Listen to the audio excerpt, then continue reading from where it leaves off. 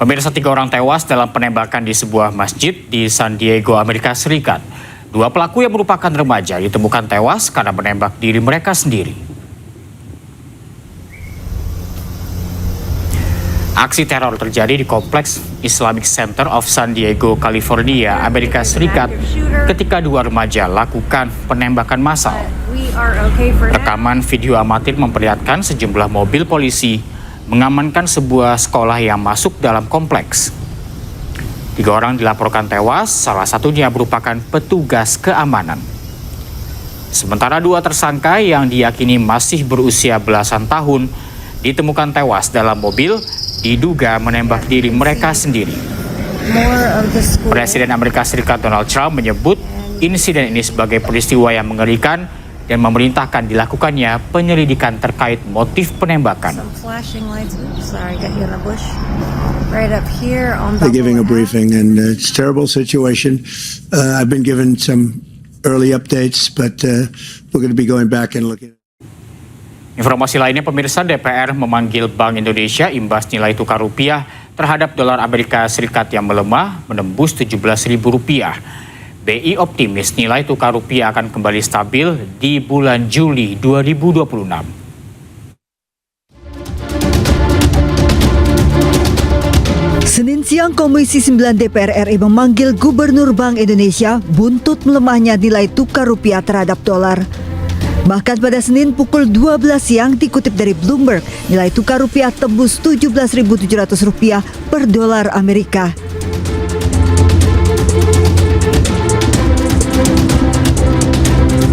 Anjloknya rupiah membuat anggota Komisi 9 ramai-ramai mengkritik Bank Indonesia. Kita tahu bahwa tadi teman-teman mengatakan kursnya sudah 17.600. Bahkan muncul ejekan kalau 17.845 maka Indonesia merdeka katanya. 17.845. Nah, tetapi di presentasi Bapak mengatakan bahwa rupiah stabil, relatif stabil kalau dibandingkan dengan negara yang lain. Nah, persoalannya yang dirasakan oleh masyarakat adalah harus juga meningkat dan persepsi ekonomi ini melemah. Padahal BI sudah banyak sekali melakukan langkah. Salah satunya adalah intervensi besar-besaran sehingga menurunkan cadangan devisa dari 156 menjadi 146 billion dollars. SRBI sudah dikerek menjadi 6,41%. SBN, BI juga membeli SBN 332 triliun di tahun 2025 dan sekarang tambah 133 triliun lagi. BI juga melakukan pengetatan pembelian dolar dari 50.000 ke 25.000. Maka pertanyaan kritisnya adalah semua instrumen yang dimiliki BI sudah dilakukan. Tetapi why? Kenapa rupiah tetap berlanjut mengalami depresiasi? Meski dicecar Komisi 9, BI mengaku optimis nilai tukar rupiah akan kembali stabil memasuki bulan Juli. Dan beliau meyakini bahwa pasca bulan Juni, jadi pasca melewati musim demand yang tinggi terhadap dolar yaitu April, Mei, Juni, insya Allah rupiah sangat berpotensi untuk menguat. BI yakin nilai tukar rupiah di tahun ini bisa mencapai nilai tukar rata-rata yang ditargetkan, yakni Rp16.200 hingga Rp16.800. BI akan terus menjalankan 7 langkah strategis untuk memperkuat rupiah sambil mencermati perkembangan kondisi global. Dari Jakarta, Tim Liputan iNews melaporkan. Tenaga ahli utama Badan Komunikasi Pemerintah, Fitra Faisal, meminta masyarakat tidak perlu cemas dengan melemahnya nilai tukar rupiah. Fitra menyebut tren geopolitik menjadi salah satu penyebab rupiah kian melemah. Karena ini kan sebagaimana saya sampaikan tadi, ini pertama tren geopolitik, itu yang tadi saya sampaikan. Terus ada variabel berikutnya, variabel musiman. pada musiman adalah di bulan Mei ini ada dividend repatriation. Biasanya para fund manager itu yang memiliki uang itu akan menarik uangnya di bulan Mei. Jadi you sell in May and go away and coming back in September. Ini tren musiman ya, mereka masuk masa liburan.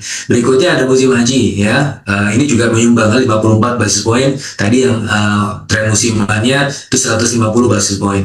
Sehingga all in all ini 897 basis point dari 16.700. Sehingga tidak no worries, ini harusnya bisa rebound lagi. Ya, jadi bagaimana APBN itu digunakan ya untuk kemudian meningkatkan kapasitas produksi ya. Bagaimana kita melihat juga semenjak tahun lalu peningkatan dari sektor agriculture itu sudah 5,3% ya dibandingkan bahkan dengan tahun 2024 yang hanya. Sehingga apa yang kita hadapi sekarang itu sudah dipersiapkan semenjak tahun lalu.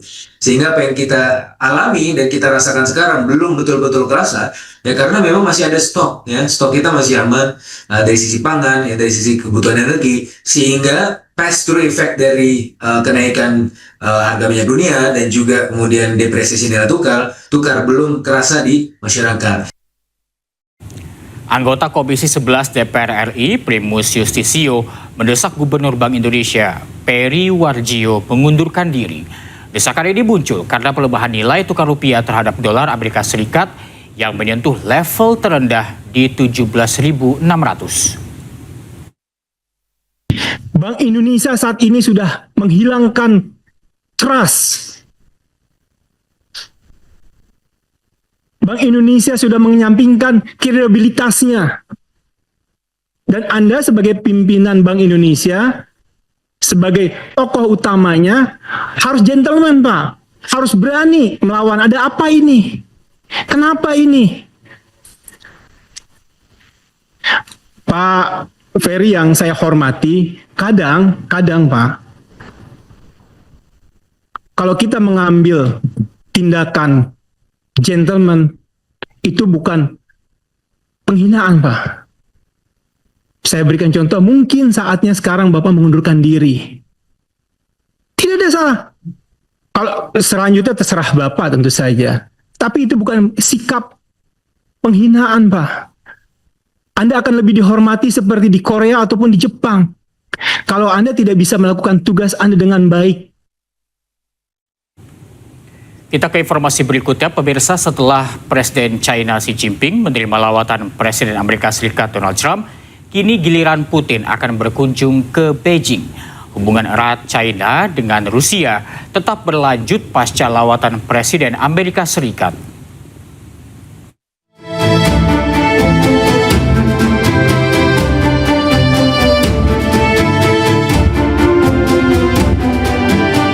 Telah memastikan lawatan Putin ke Cina dijadwalkan 2 hari 19 hingga 20 Mei. Bahkan pesawat Angkatan Udara Rusia telah terlihat mendarat di Beijing. Kremlin menyebut bahwa Putin dan Xi Jinping berencana untuk lebih memperkuat kemitraan yang komprehensif dan hubungan strategis. Lawatan Putin ini bertepatan dengan peringatan 25 tahun penandatanganan perjanjian hubungan bertetangga yang baik dan kerjasama persahabatan. Perjanjian antara Moskow dan Beijing tersebut ditandatangani pada 2001. Kabar lawatan Putin ini muncul 1 hari setelah Presiden Amerika Serikat Donald Trump meninggalkan Cina setelah kunjungan Presiden pertama Amerika ke Beijing dalam 1 dekade terakhir. Sementara pekan lalu, Trump membawa delegasi bisnis dengan sejumlah CEO bertemu Presiden Cina Xi Jinping. Mesranya hubungan Kremlin dengan Beijing juga terlihat di saat bersamaan Trump kunjungi Beijing. Masing-masing Xi Jinping saling berkirim surat dengan Putin mengucapkan selamat untuk pembukaan Expo Cina-Rusia pada 17 Mei. Kuba kembali mengalami pemadaman listrik massal di berbagai wilayah, termasuk ibu kota Havana. Pemadaman listrik ini akibat krisis energi di negara tersebut semenjak embargo Amerika Serikat. Pemadaman listrik terjadi 20 sampai 22 jam dalam 1 hari.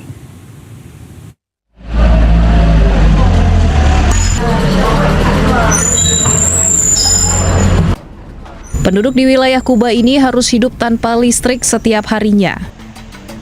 Akibatnya, aktivitas di wilayah tersebut lumpuh akibat listrik yang hanya dapat menyala 1 jam hingga beberapa menit setiap harinya. Aktivitas rumah tangga, sistem komunikasi, serta sekolah-sekolah terhenti total. Yang terburuk, banyak produk makanan yang membusuk dan tak dapat dikonsumsi akibat mesin pendingin yang tak bisa berfungsi. No está como antes, la quitan igual, pero no está como tan pegado como antes, que la quitaban muchas horas. Los niños no van para la escuela, la mayoría de los niños no van a la escuela porque tienen que dormir y eso y no pueden. Kuba terus menghadapi kekurangan pembangkit listrik yang signifikan.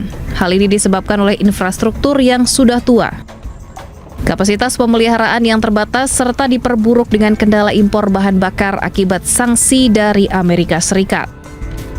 De verdad que yo quisiera que esto cambiara, porque Cuba es el mejor país para vivir, es Cuba, usted lo sabe, es verdad, pero tenemos situaciones ahora, el bloqueo, esto, que lo otro, ¿me entiende?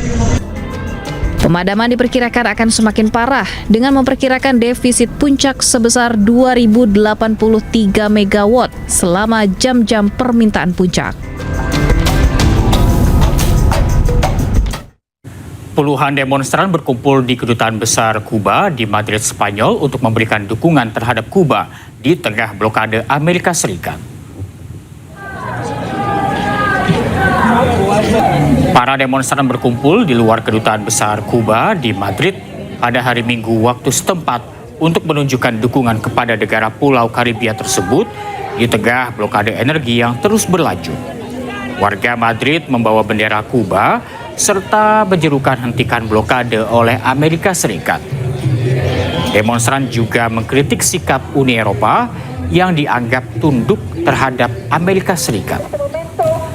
Kuba menghadapi krisis energi yang semakin memburuk dalam beberapa bulan terakhir usai blokade Amerika Serikat. Hal ini membuat pemadaman listrik massal beberapa kali dalam satu hari hingga kosongnya stok BBM.